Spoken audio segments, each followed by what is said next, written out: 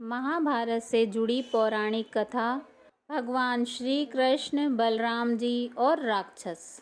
महाभारत काल की बात है। एक बार भगवान श्री कृष्ण और बलराम जी किसी जंगल से गुजर रहे थे। चलते चलते काफ़ी समय बीत गया और अब सूरज भी लगभग डूबने वाला था। अंधेरे में आगे बढ़ना संभव नहीं था, इसलिए भगवान श्री कृष्ण बोले, हम ऐसा करते हैं कि अब सुबह होने तक यहीं ठहर जाते हैं। भोर होते ही हम अपने गंतव्य की ओर बढ़ चलेंगे। बलराम जी बोले, पर इस घने जंगल में हमें खतरा हो सकता है। यहाँ सोना उचित नहीं होगा। हमें जागकर ही रात बितानी होगी। अच्छा, हम ऐसा करते हैं कि पहले मैं सोता हूँ और तब तक तुम पहरा देते रहो, और फिर जैसे ही तुम्हें नींद आए तुम मुझे जगा देना, तब मैं पहरा दूंगा और तुम सो जाना। भगवान श्री कृष्ण ने सुझाव दिया और बलराम जी तैयार हो गए। कुछ ही पलों में भगवान श्री कृष्ण गहरी नींद में चले गए और तभी बलराम जी को एक भयानक आकृति उनकी ओर आती दिखाई दी। वो कोई राक्षस था। राक्षस उन्हें देखते ही जोर से चीखा और बलराम जी बुरी तरह डर गए। इस घटना का एक विचित्र असर हुआ। भय के कारण बलराम जी का आकार कुछ छोटा हो गया और राक्षस और विशाल हो गया। इसके बाद राक्षस एक बार और चीखा और पुनः बलराम जी डर कर काँप उठे। अब बलराम जी और भी सिकुड़ गए और राक्षस पहले से भी बड़ा हो गया।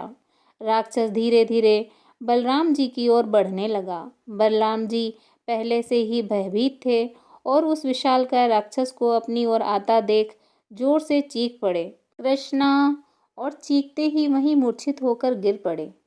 बलराम जी की आवाज़ सुनकर भगवान श्री कृष्ण उठे। बलराम जी को वहां देख उन्होंने सोचा कि बलराम जी पहरा देते देते थक गए और सोने से पहले उन्हें आवाज़ दे दी। अब भगवान श्री कृष्ण पहरा देने लगे। कुछ देर बाद वही राक्षस उनके सामने आया और जोर से चीखा। भगवान श्री कृष्ण जरा भी घबराए नहीं और बोले, बताओ, तुम इस तरह चीख क्यों रहे हो? क्या चाहिए तुम्हें? इस बार भी कुछ विचित्र घटा। भगवान श्री कृष्ण के साहस के कारण उनका आकार कुछ बढ़ गया और राक्षस का आकार कुछ घट गया। राक्षस को पहली बार कोई ऐसा मिला था जो उससे डर नहीं रहा था। घबराहट में वह पुनः भगवान श्री कृष्ण पर जोर से चीखा। इस बार भी भगवान श्री कृष्ण नहीं डरे और उनका आकार और भी बड़ा हो गया, जबकि राक्षस पहले से और भी छोटा हो गया। एक आखिरी प्रयास में राक्षस पूरी ताकत से चीखा, पर भगवान श्री कृष्ण मुस्कुरा उठे और फिर से बोले, बताओ तो क्या चाहिए तुम्हें? फिर क्या था, राक्षस सिकुड़कर बिल्कुल छोटा हो गया और भगवान श्री कृष्ण ने उसे हथेली में लेकर अपनी धोती में बांध लिया और फिर कमर में खोस कर रख लिया। कुछ ही देर में सुबह हो गई। भगवान श्री कृष्ण ने बलराम जी को उठाया और आगे बढ़ने के लिए कहा। वे धीरे धीरे आगे बढ़ने लगे। तभी बलराम जी उत्तेजित होते हुए बोले, पता है कल रात में क्या हुआ था? एक भयानक राक्षस हमें मारने आया था। भगवान श्री कृष्ण बोले, रुकिए रुकिए। बलराम जी को बीच में टोकते हुए भगवान श्री कृष्ण ने अपनी धोती में बंधा राक्षस निकाला और बलराम जी को दिखाते हुए बोले, कहीं आप इसकी बात तो नहीं कर रहे हो? हाँ, ये वही है, पर कल जब मैंने इसे देखा था तो ये बहुत बड़ा था। ये इतना छोटा कैसे हो गया? बलराम जी आश्चर्यचकित होते हुए बोले। भगवान श्री कृष्ण बोले, जब जीवन में तुम किसी ऐसी चीज़ से बचने की कोशिश करते हो जिसका तुम्हें सामना करना चाहिए, तो वो तुमसे बड़ी हो जाती है और तुम पर नियंत्रण करने लगती है।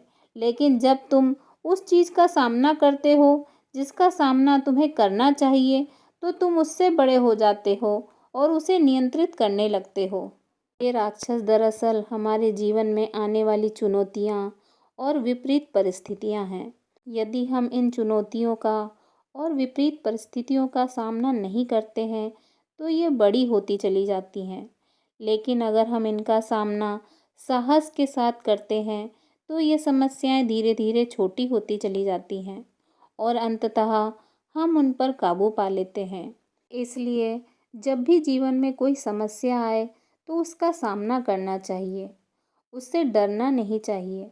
जब आप ऐसा करेंगे तो देखते ही देखते वो समस्या छोटी हो जाएगी और आप आराम से उस पर नियंत्रण कर सकेंगे और उसे हमेशा के लिए ख़त्म कर सकेंगे।